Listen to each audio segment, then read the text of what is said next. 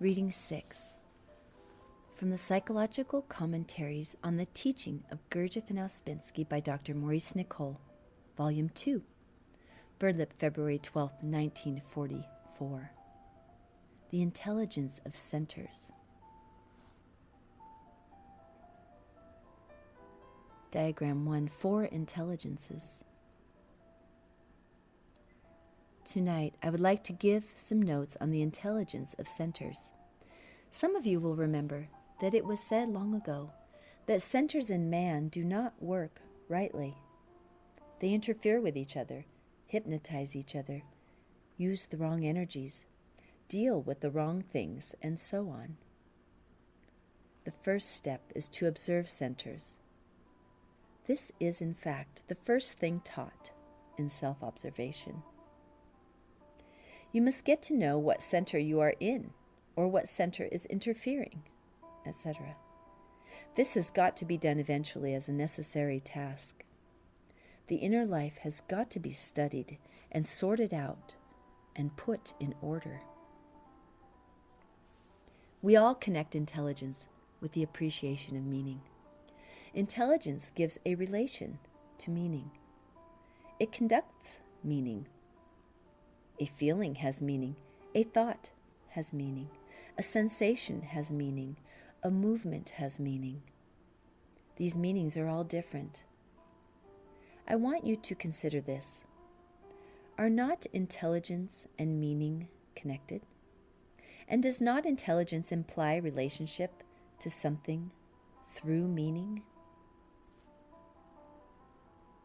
I do not see how you can be intelligent either about nothing or about what is meaningless.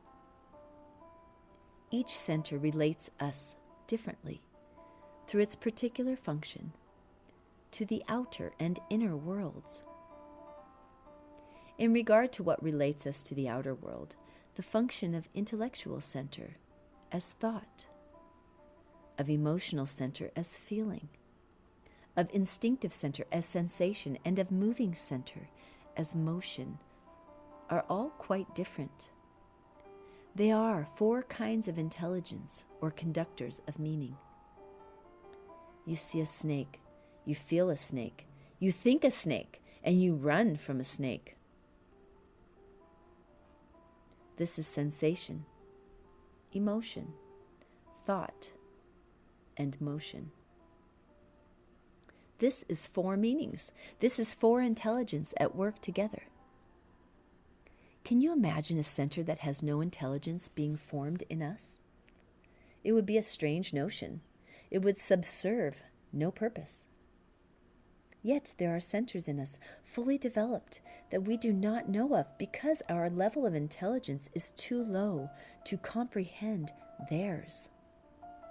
You might say that in that case they serve no purpose. This would be right if it were not for the fact that man is created a self-developing organism and that his growth depends on his getting in contact with influences coming down the ray from above him and separating himself from forms of thought and feeling that hold him down to his present level. To become conscious in the intelligence of, say, the higher mental center would be to be penetrated with forms of insight, knowledge, and understanding that are utterly extraordinary and quite contradictory to what we experience ordinarily, and so it would be dangerous. The lower centers must be prepared and developed for a long time, first of all. For instance, we must learn to think in new ways and to separate from certain kinds of emotion. You know the remark in the New Testament that, quote, the wisdom of this world is foolishness with God, unquote. 1 Corinthians 3. And that, quote, the natural man receiveth not the things of the Spirit of God, for they are foolishness to him, unquote. 1 Corinthians 2.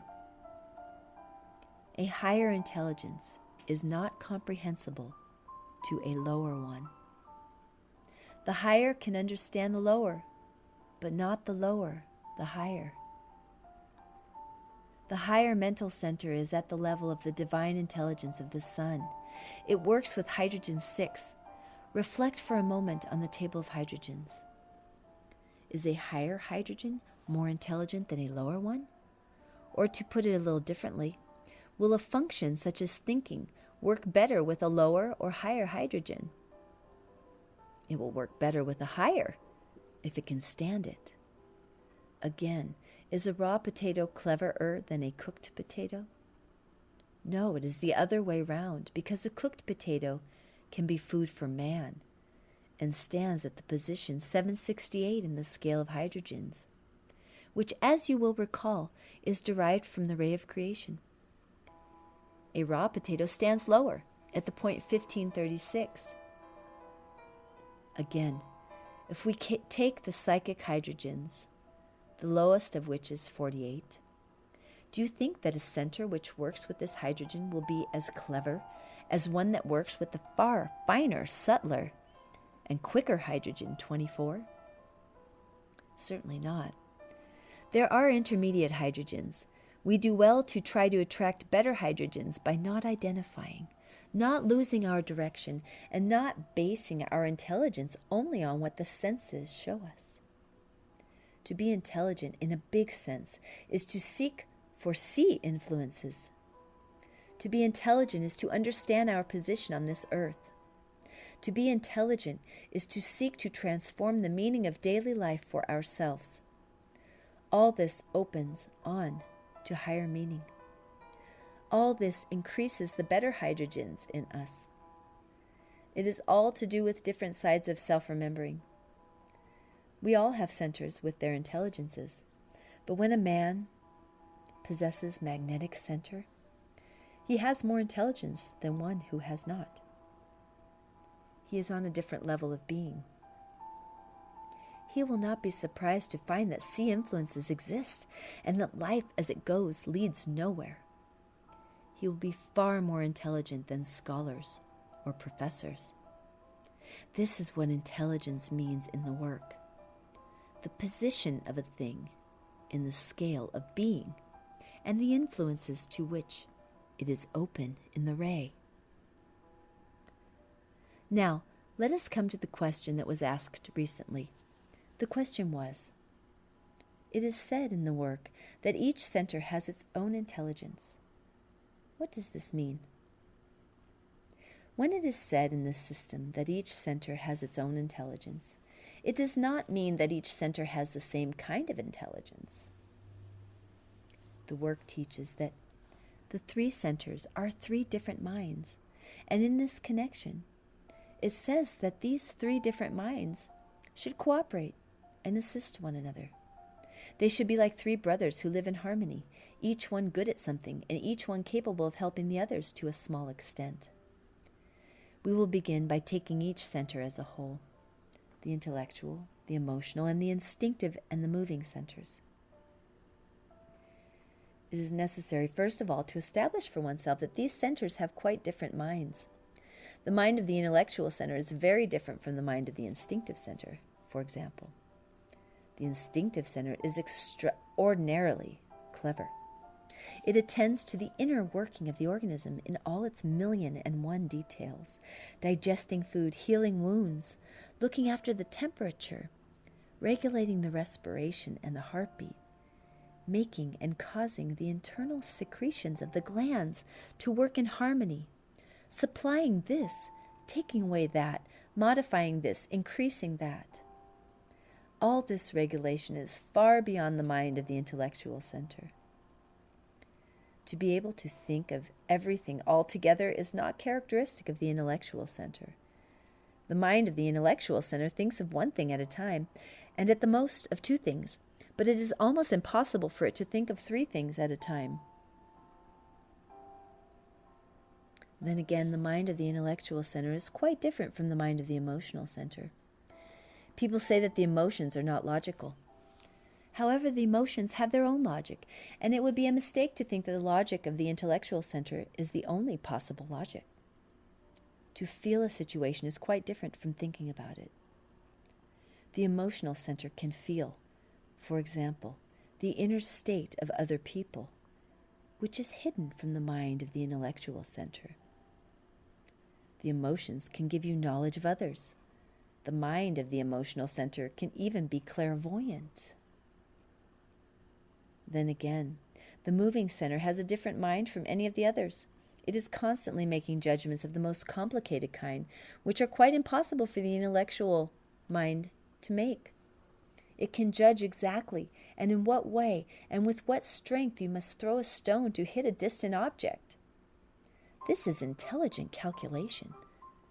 One can feel such calculation going on, as it were, in one's muscles.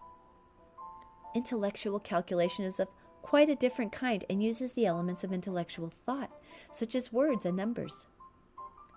The intelligence of the moving center, however, uses no words or numbers, but yet can calculate with the most exquisite precision some complicated series of movements that will give a definite result. Now let us consider the centers in connection with the way they receive things. You know that you can look at a beautiful picture or scene in quite different ways. You can look at a mountain as a beautiful object, in which case you have an emotional relationship to it. Or you can stand at it from the standpoint of a geologist, noticing what kind of rocks, etc., it is composed of, in which case you have an intellectual relationship to it. Or you can look at it from the standpoint of a climber planning the line of your ascent and the amount of effort necessary, in which case you will have mainly a moving center relationship to it. But I fancy it would be difficult to get a relationship to it through the instinctive center unless there were some famous restaurant at the summit. Now, if you will observe yourselves, you will find that you look at everything and everyone in these different ways. Let us say that you know all about the technical side of films. Then you will tend to look at a film from this angle, and not from the emotional value of the story, and so on. The point is that everyone sees things differently, and that each person can see the same thing differently at different moments, so that its meaning changes. A person's intelligence, in short, is made up of many different intelligences that connect with quite different meanings of the same thing. Let us take the parts of centers, the moving emotional and intellectual divisions. Each of these divisions has a different intelligence that gives us a different relationship of meaning to the same thing. Mr. Ouspensky was once talking about attention and how attention lay only in the more conscious parts of centers and not the moving or mechanical parts. The more conscious parts are the emotional and intellectual divisions. He said that ordinary attention, which goes here and not there, which goes here and there, was not attention. Only attention, either attracted or directed for a long time, was attention. We gave too much attention to small things connected with moving parts of centers. He said they could perform their functions almost by themselves with zero attention. If we wasted our attention on such small things, we had no attention for big things, and so it would be a long time before we could increase our attention. He then put up the diagram of the centers and said that moving parts of centers were simply filled with small things such as conversations we had heard, papers we had read, etc. These things did not belong to us at all, but when things fell on emotional and intellectual parts, they then belonged to us and might even create something. He observed that people who live simply in moving parts of centers, and so in small things, can never understand this work. In this connection, he went on to say that the same idea or the same phrase received in moving parts of centers, in emotional parts of centers, and in intellectual parts of centers became quite different. The centers saw things differently. He said we were to take some simple idea and try to look at it from the different centers. It would become quite different in each. If the ideas of this work were only received by moving parts of centers, they could not be understood. They were too big. Ideas of the moon eating us and of our sleep, of man awakening, etc., were too big. If we allowed ourselves to be always in moving parts of centers, we could not understand this work. We would take everything in the ordinary way, and so on the wrong level. Mr. Ouspensky also said that magnetic center could not be formed in the moving parts of centers. Moving parts of centers could only take A influences. B influences fell on emotional center, and C influences on intellectual center. By treating the matter in this way, one saw how things inevitably fall into their place. He added that if people talked too much about this work, it put it into moving parts of centers where there is zero attention. It would be better for people in the work to talk about other things rather than do this. The intelligences of moving parts of centers, however, are adapted to their own small daily uses, but to employ them for understanding what is beyond them or what demands the intelligence of the whole center will give no results, or entirely wrong results, or contradictory results. The intelligence of a center as a whole is made up of all the intelligences that compose its separate parts. The intelligence of the intellectual center as a whole is of a very high order. When the center is working as a whole, that is, when every part is directed towards a common goal, each subdivision shares in the effort and plays its own part. For instance, the moving parts remember and register in words or figures the thoughts reached by the intellectual parts, and so on. But ordinarily, only the moving parts of the intellectual center are used by us, and these, working with hydrogen-48, are thinking only in terms of opposites. That is, lacking any consciousness in third force, produce very poor and slow results. We can say then that under ordinary conditions, the intelligence of the intellectual center is that of its mechanical division only, namely the formatory part. But we are not to suppose that this covers the entire range of the intellectual center, parts of which work with hydrogen-24 and hydrogen-12. We can represent the passage from the intellectual center to the higher mental center by figures in this way.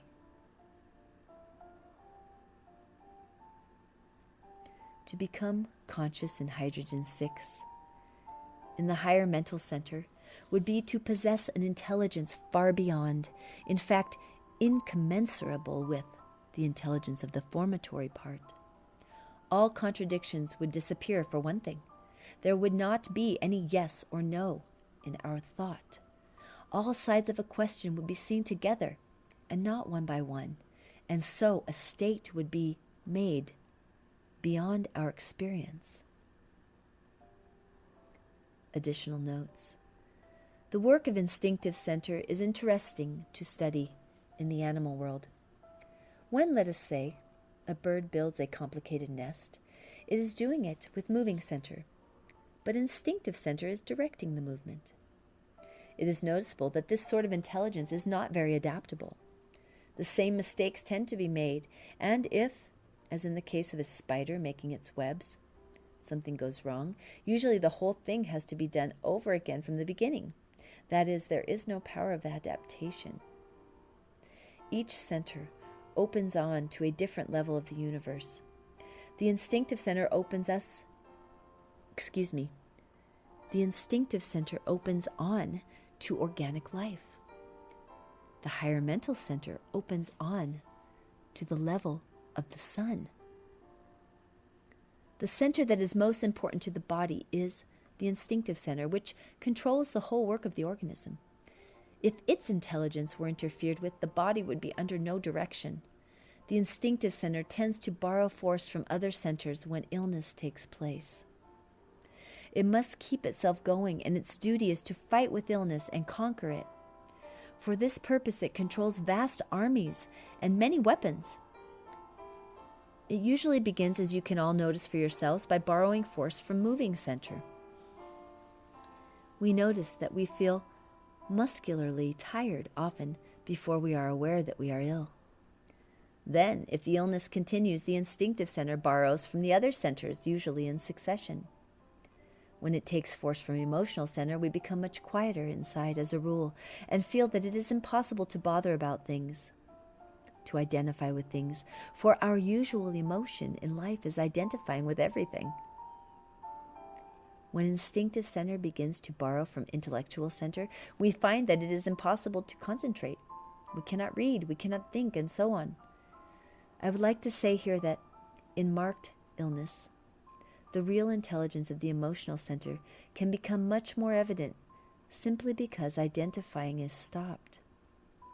This is why often people who are very ill and in danger have great emotional insight into their lives and their behavior towards others.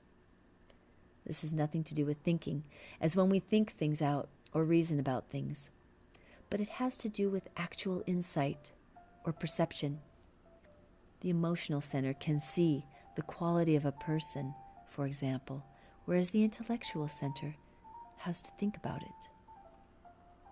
You must understand that these are very brief notes on the different intelligences of the centers. The subject is inexhaustible, but the study of it only becomes practical when the personal observation of centers is undertaken, not just for a few minutes, but for a lifetime.